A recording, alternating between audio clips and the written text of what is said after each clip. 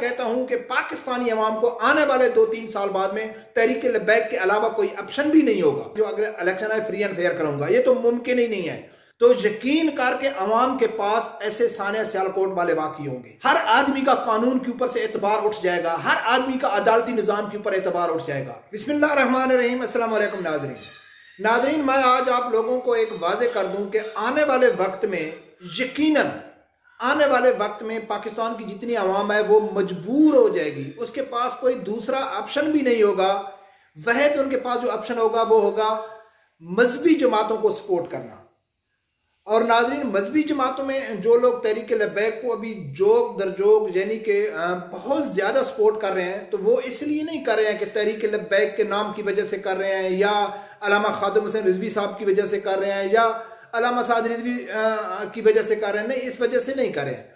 वो एक नज़रियात को सपोर्ट कर रहे हैं और उनको मालूम है कि अगर पाकिस्तान में इस टाइम अगर सही मैंने में कोई इस्लामी नफाज लाना चाहता है और ला सकता है तो वो सिर्फ तहरीक लब्बैक है।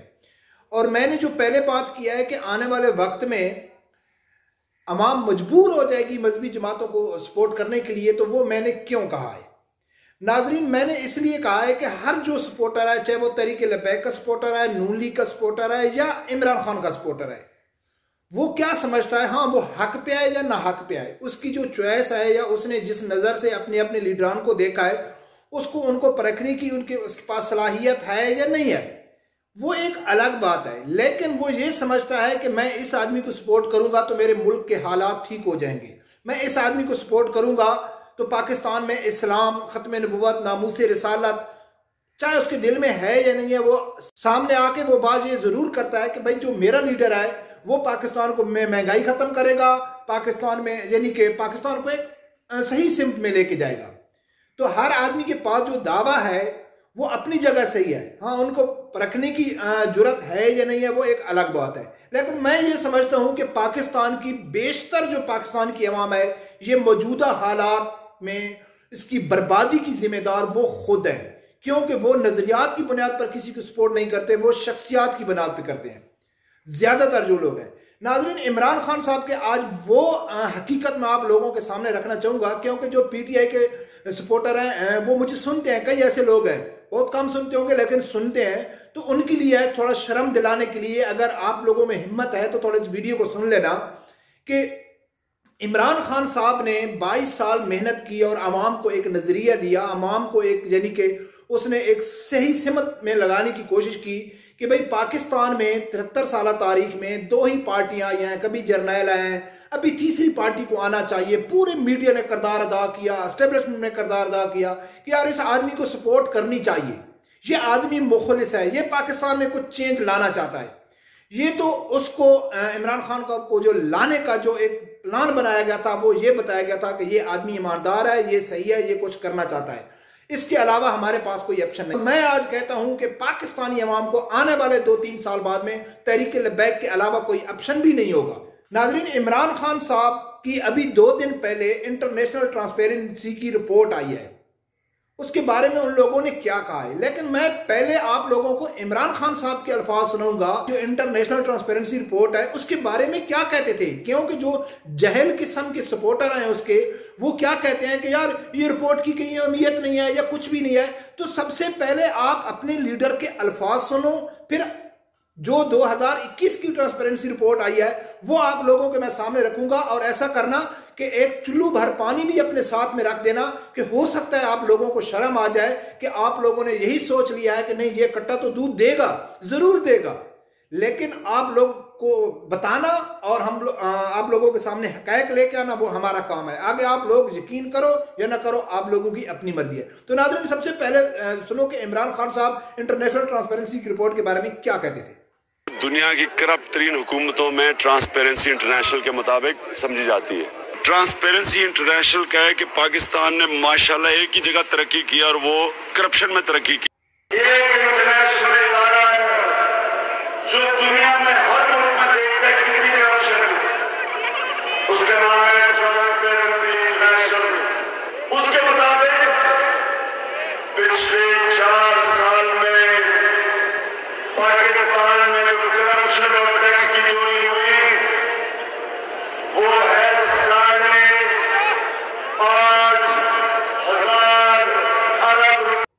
नाजरीन, आप लोगों ने सुना है कि इमरान खान साहब इंटरनेशनल ट्रांसपेरेंसी रिपोर्ट के बारे में क्या कहते थे।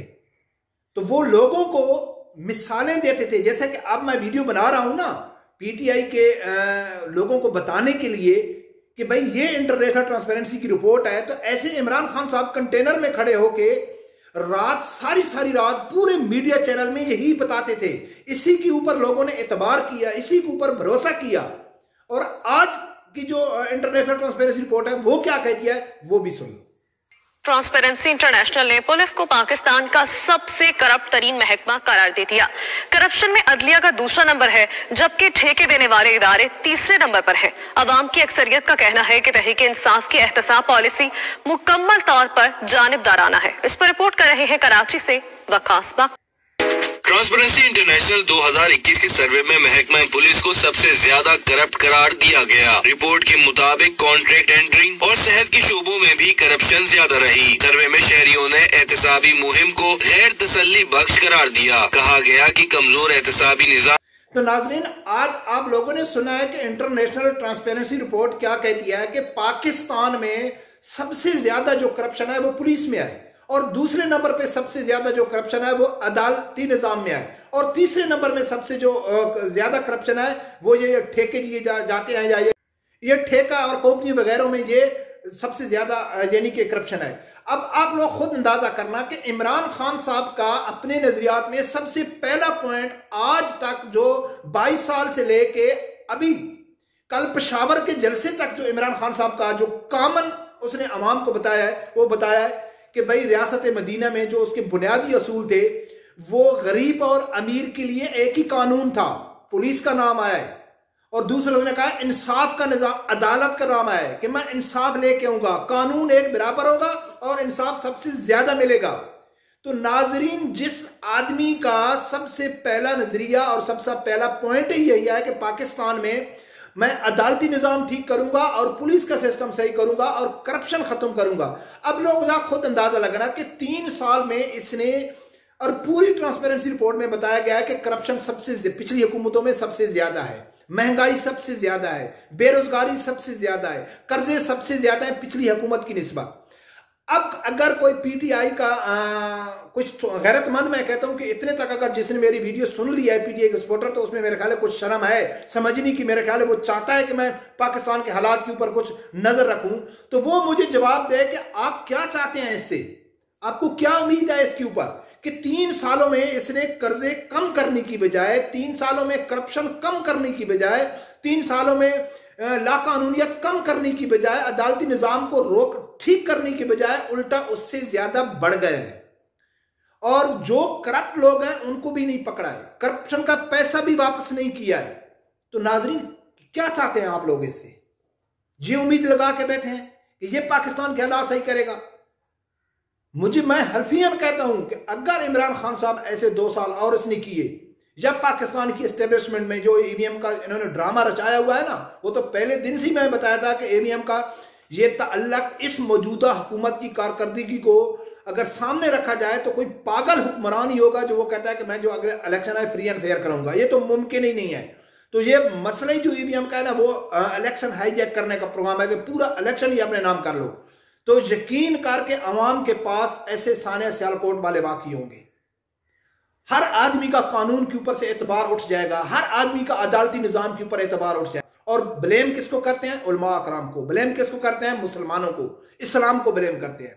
तो नाज़रीन, अभी भी कुछ नहीं गया है। अगर आप चाहते हैं, और मैं ये आप लोगों को कई वीडियो में बता चुका हूं, कुछ भी आ जाए, आसमान से फरिश्ता उतर के पाकिस्तान में आ जाए, पूरी दुनिया उसके फरिश्ते होने में यह साबित करते कि ये फरिश्ता है।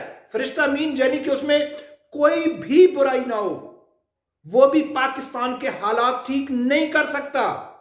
हाँ, पाकिस्तान के हालात कोई फर्द ठीक नहीं कर सकता है, कानून ठीक कर सकता है। और कानून जो है ना, वो इस्लामी कानून है, जिसके आगे सब सदर, वजीर आजम, बड़े बड़े सब एक ही नजर में होंगे। क्योंकि अगर उनको छोड़ता है तो फिर इस्लामी कानून नहीं है, अगर इस्लामी कानून होगा तो फिर उससे बच कोई नहीं सकता है। तो नाजरीन, मैं ये कहता हूं कि पाकिस्तान का जो वाहिद आला है वो इस्लामी कानून है। जो लोग इसके ऊपर यकीन कर रहे हैं तो वो तो मैं ये समझता हूं कि आमकों के उसमें रहते हैं। रब परवरदिगार से यही दुआ है कि अल्लाह ताला हर आदमी को हक साथ सुनने की और उसके साथ खड़े होने की तौफीक अता फरमाए। अल्लाह।